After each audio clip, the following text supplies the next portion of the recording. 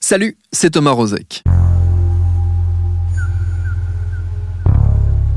Le temps des fêtes de fin d'année, je vous propose de découvrir ou de redécouvrir un parcours hors du commun, celui de la légendaire patineuse artistique Surya Bonaly, icône de ce sport dans les années 90 qu'elle a bouleversé à plus d'un titre, notamment un certain 20 février 1998, avec un geste technique renversant qui changea le visage de sa discipline. Star pour le grand public, championne d'Europe, championne de France, Surya Bonaly n'a jamais connu l'or olympique et a fini par quitter la lumière. La journaliste Anne-Cécile Jean est partie à sa recherche, elle l'a retrouvée aux États-Unis où elle a entamé une nouvelle vie. Avec elle et avec celles et ceux qui l'ont connue, Anne-Cécile Jean a remonté le fil de son histoire et de sa personnalité unique. Elle en a tiré une série documentaire produite par Binge Audio. Elle s'appelle Hors Limite, c'est Théo Boulanger qui l'a réalisée avec la complicité de Quentin Bresson. Une série en 7 parties dont je vous propose de découvrir la première tout de suite, le temps de notre épisode du jour. Bienvenue dans Programme B.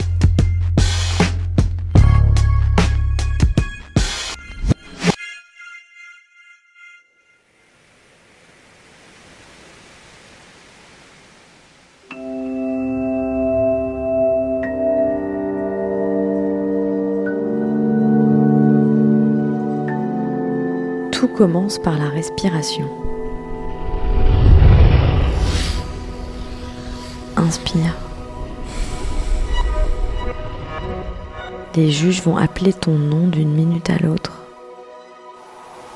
Expire. Tu es prête, tu as fait ça toute ta vie. Inspire.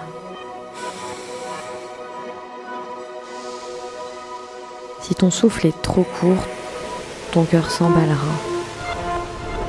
Expire. Si ta respiration est trop lente, tu n'auras pas l'énergie nécessaire pour sauter assez haut. Alors respire et sois prête à t'élancer dans 5, 4, 3, 2. 22番、Surya Bonaly-san、フランス。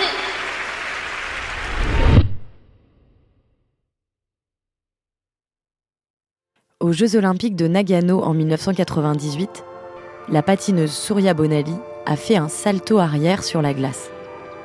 Un saut très dangereux, interdit en compétition. Personne n'avait jamais osé auparavant. Et puis, elle a disparu des écrans de télévision et on n'en a plus jamais entendu parler. Ce saut périlleux lui tenait lieu de révérence, sans un mot d'explication. Comme j'imagine beaucoup d'adolescents de l'époque, j'ai gardé cette image en mémoire. Surya la tête en bas, comme un modèle de bravoure, de rébellion peut-être. C'est resté un mystère. Corps et l'âme, épisode 1. Ladies and gentlemen, the captain has turned on the fasten seatbelt light, indicating our initial approach into the Twin Cities. Please at this time. En 2018, 20 ans après, je vais rencontrer Surya Bonaly. J'atterris dans le Minnesota, un état du Midwest américain, à la frontière avec le Canada. En chemin, j'ai survolé le fleuve Mississippi et des centaines de lacs qui brillaient au soleil comme des fragments de miroir. L'hiver ici a la réputation d'être rude. Toute cette eau gelée, ça doit être le paradis du patinage. Hi, you're Abdirazak? Faribo. Fireball. Yeah, you know it? Yes. C'est le début de l'été et il fait une chaleur caniculaire.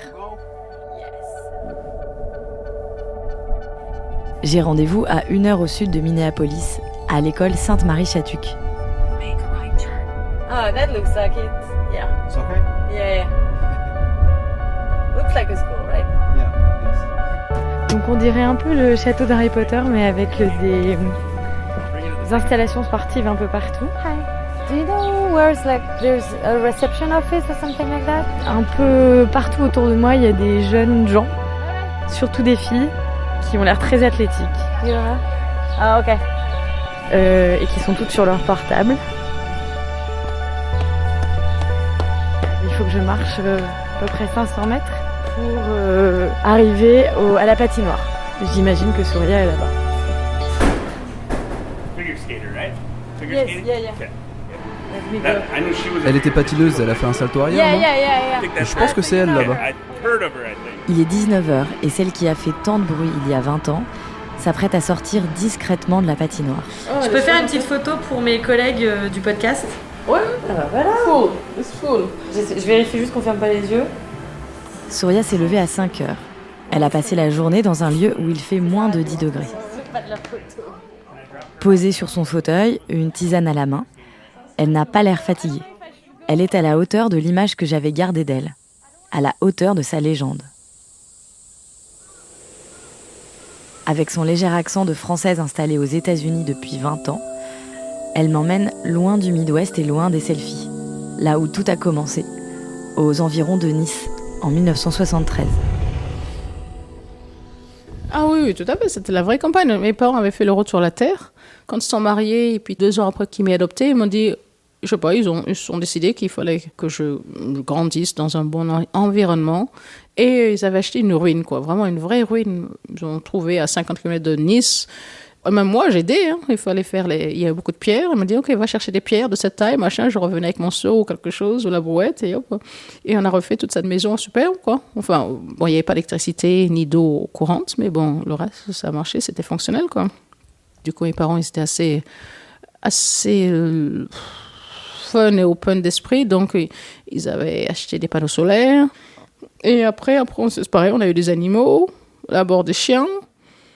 Comme on avait quand même 3 hectares, pour pouvoir nettoyer mieux la propriété, on s'est dit on va prendre une chèvre. Puis après la pauvre chèvre, elle était toute seule. Donc on va prendre une copine ou un copain et puis boum, se retrouver à 26 chèvres. Comme vous savez, les chèvres, il faut les traire. Et puis le soir, quand on était fatigué après une bonne séance d'entraînement ou tout ça, le soir, elle est à la traite.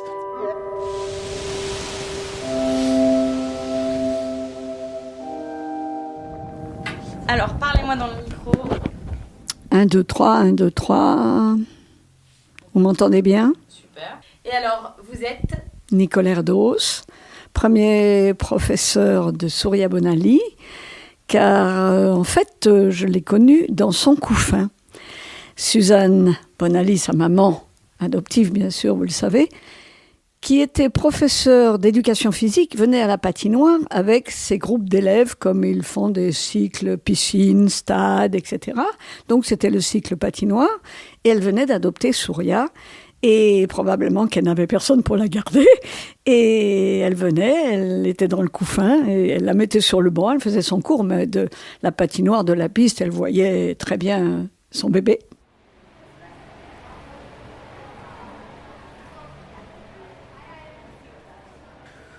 Bien, ça fait un petit peu longtemps, hein. Je ne vais pas mentir, c'est vrai que ça fait quand même 40 ans déjà, donc ça commence à faire. Donc j'ai des souvenirs un peu lointains, mais c'est vrai que je me rappelle et j'ai la chance d'avoir commencé le patin en me faisant plaisir, parce qu'en fait la patinoire était découverte. Je pense, je sais pas, j'avais peut-être 2 ans. J'ai commencé avec des patins à 2 lames quand même. Donc j'étais vraiment super petite, quoi. Puis c'était vraiment mon jardin d'enfant, quoi. C'était pas plus, c'était juste là pour attendre ma mère. Et j'ai traîné dans la patinoire depuis que j'étais gamine, quoi, enfin. Alors, toutes ces photos sont en vrac. Voilà les enfants du club, avec Surya au milieu, qui est la plus petite. Là, elle doit avoir 6 ans. Hein. Oh oui. Qu'est-ce que j'ai là? Le premier gala qu'on a fait à la patinoire en plein air. Regardez comme elle est petite. Ah ben, elle est en costume grenouille. On dirait une petite grenouille. Elle a l'air déjà très contente. Oui, mais elle aimait ça, elle. Ouais, elle aimait ça, le spectacle. Elle est vraiment petite. Et elle savait patiner, là? Ah oui. Comment on apprend à un enfant à patiner au début? Moi, personnellement, je l'ai fait tomber. Ça va vous paraître curieux. C'est pour qu'ils n'aient pas peur de tomber. Et de leur montrer comment on peut tomber sans se faire mal. Et bien ensuite, vous savez, vous leur apprenez à glisser, et de fil en aiguille, des croisés, en avant, en arrière. Et Surya, elle tombait beaucoup alors? Non, elle tombait pas. Elle tombait, c'est vrai, elle tombait pas beaucoup. Parce qu'elle avait un équilibre naturel, vous voyez? Ça, c'est important. Je vais vous dire une petite anecdote, je ne sais pas si j'ai le droit de le dire, mais tant pis. Comme sa maman avait une hygiène de vie très spéciale et qu'il mangeait macrobiotique, enfin bref, il y avait des pauses, vous savez, quand on fait la réflexion de glace, donc tous les enfants allaient au vestiaire et les enfants avaient des Mars, des Bounty, des tas de chocolat. Et quand Suzanne n'était pas, sa maman n'était pas au vestiaire, hop, vite, il lui donnait sous les bancs. Et elle aimait, bien sûr, elle aimait ça parce que c'était une gourmandise pour elle. Mais enfin bon, maintenant, il y a prescription. Oui, donc elle était vraiment aimée des autres, quoi. Ah oui, énormément. Oui, c'était la chouchoute à tout le monde. À tout le monde, vraiment, aux parents, aux enseignants, aux élèves. Elle était très aimée, elle était adorable comme petite fille.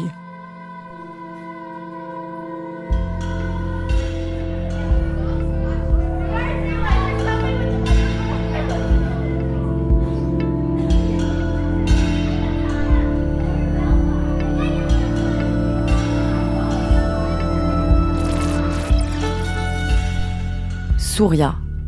Dans la mythologie hindoue, c'est la divinité du soleil. Ses parents adoptifs, Suzanne et Georges Bonali, ont choisi ce prénom après un voyage en Inde.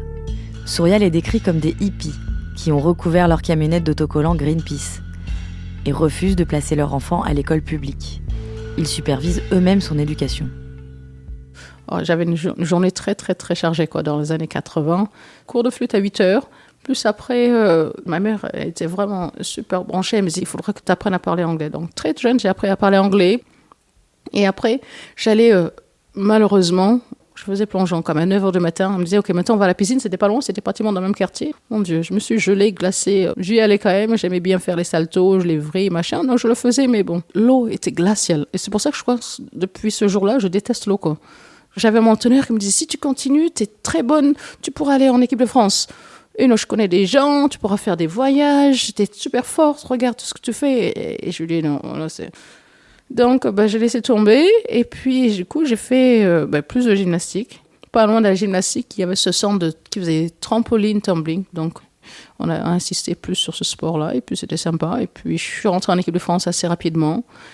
Beaucoup de compétitions, des voyages dans toute la France. C'était agréable. Et j'avais aussi le meilleur entraîneur de France, quoi. Ça, c'est à 7 ans, quoi. 7-8 ans. 9, 10, 11. Yeah, 9, 10, 11. Tumbling, c'est une piste de 50 mètres de long où on fait des saltos, des flips, tout ça, sur une longueur. On mettait des skis à l'envers qu'on ne peut plus utiliser. On les collait tous, côte à côte. En fait, en mettant un bout de moquette comme ça, on pouvait sauter par-dessus et ça faisait un peu ressort, quoi. Et voilà, pendant 50 mètres, donc il faut que ça soit tout droit et on fait plein de vrilles, de saltos, tout ça. Je crois que le maximum, c'est 10 éléments qu'il faut faire à la suite. Je pense que ça l'a aidé quand même parce qu'il y avait une certaine musculature qui s'est faite, qui n'a pas été un handicap pour elle. Au contraire, elle était déjà musclée, donc elle était déjà forte. Et peut-être de là, ses réceptions de saut, elle ne tombait pas parce qu'elle était déjà plus musclée que les autres. La voilà encore sur son tapis, vous voyez. Là, elle fait un exercice de... Et là, elle est sur les mains, je pense qu'elle est en train de faire la roue ou une rondade. Comme ça, oui. Vous voyez ses muscles, regardez comment on voit les muscles. Ouais. Alors que là, elle a quoi, 8 ans ? Oh, à peine, oui, tout juste. Elle était vraiment, vous en faisiez ce que vous vouliez. Elle captait tout de suite, elle arrivait tout de suite à faire ce que vous lui demandiez. C'était passionnant et c'était attachant. Surya est adoptée. Elle ne ressemble ni à ses parents, ni à personne de son entourage. Ce corps dont elle a hérité, elle doit l'apprivoiser, en maîtriser les capacités. En 1984, Suzanne Bonali branche une télévision sur les panneaux solaires de la maison pour regarder les Jeux Olympiques de Sarajevo. Comme le reste de la planète, la famille découvre alors à l'écran une silhouette vêtue d'un justo-corps rose, dont la grâce deviendra légendaire. La patineuse Katarina Witt. Double axel. Surya a 10 ans. Elle n'a aucune raison de se douter que 8 ans plus tard, elle participera à son tour aux Jeux Olympiques. Mais elle rêve déjà d'imiter la championne est-allemande. Alors elle se met en tête d'apprendre un nouveau saut, le double axel. Toutes mes copines n'avaient même pas encore pensé de faire ce saut. Et moi, écoute, je me suis dit, ça fait maintenant depuis l'âge de 7 ans, je fais le simple. C'est bon, maintenant j'ai 10 ans, faudrait que je passe à autre chose. Je suis capable, j'ai la hauteur, machin. Allez, j'y vais. Mais c'était sans but de devoir être championne à quelque chose. C'était juste parce que j'aimais ça. Et j'étais jamais saturée, quoi. Je l'ai fait 2-3 fois et boum, d'un coup, comme ça, je me casse la cheville comme ça dessus. Donc là, c'était un peu la désolation, quoi, parce que je me dis, ça y est, je me suis cassée en faisant un saut. Je ne sais pas si je vais pouvoir arriver à le refaire. Et après, est-ce que je vais avoir peur de patiner ? Je suis passée à autre chose. Je me dis, maintenant, j'ai 2 mois de plâtre. Je suis bonne pour un bout de temps. Donc, du coup, je me suis remis à la flûte. J'ai embêté mes parents pendant 3 mois. Et c'est tombé pile poil au moment où j'ai voulu revenir de ma blessure que c'était l'été, au mois de juillet, où justement le club de Paris venait à Nice s'entraîner. Et il n'y avait pas de séance publique parce que justement il y avait ce centre de patinage qui avait monopolisé toutes les heures de patinage. Et donc on se disait, bon, maintenant comment on va faire? Donc ma mère, comme ça, elle a dit, vous pensez qu'on peut, peut-être que ma fille peut essayer 1 heure de patin pour voir si elle s'est cassé le pied? Est-ce qu'elle peut patiner juste 1 heure, quoi, c'est tout, juste pour voir si elle peut patiner? Elle dit, oh oui, on va demander. Et on dit, oui, pourquoi pas. Alors j'ai mis les patins, ça a l'air d'aller, j'ai pas mal. Je dis, oh, maman, j'ai pas mal, je veux continuer. Donc après on a demandé un peu plus si je voulais. Et peut-être en 2 semaines, au moins de 2 semaines, j'ai refait mon saut, je m'étais cassé le pied dessus.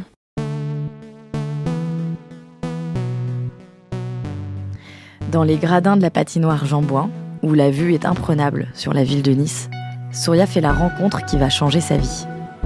Moi, je m'éclatais, je faisais des sauts extraordinaires, je faisais mon double axel. Déjà, j'étais pratiquement plus forte que les élèves de mon âge. Donc, certains élèves ou les autres profs disaient hey, « Tu l'as vu, elle patine bien, t'as vu son saut ?» Parmi les interlocuteurs de Surya, il y a Didier Gaillaguet, l'entraîneur de l'équipe de France. Et après, je sais pas, j'avais même fait un triple, je crois, mon premier triple saut. Et c'est là qu'ils m'ont dit « Maintenant, tu fais un double axel et un triple. Et tu dis que tu patines pas et que tu vas juste te casser le pied. » Oui, c'est comme ça, c'est naturel, ça se fait comme ça, quoi. Voilà, quoi. Et il m'a dit, écoutez, essayez d'aller à Paris. Surya va quitter sa vie en pleine nature et la patinoire municipale pour la banlieue parisienne et ses entraînements intensifs. Ce sera dans Corps et l'âme, épisode 2, Dépassement.